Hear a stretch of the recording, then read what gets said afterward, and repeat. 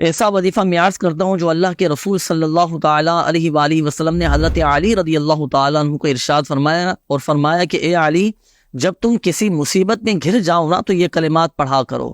اللہ تبارک و تعالیٰ ان کلمات کی برکت سے جن بلاؤں کو چاہے گا دور فرما دے گا۔ وہ کلمات کیا ہیں؟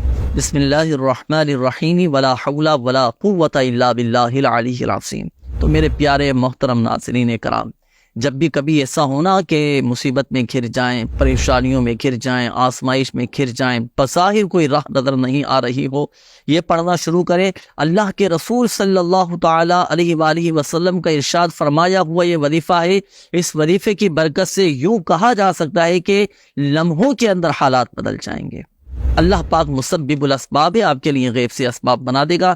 بس شرط یہ ہے کہ اعتقاد کی مضبوطی، یقین کامل کے ساتھ آپ یہ وظیفہ پڑھنا شروع کیجئے۔ بسم اللہ الرحمن الرحیم ولا حول ولا قوة الا باللہ العلی العظیم۔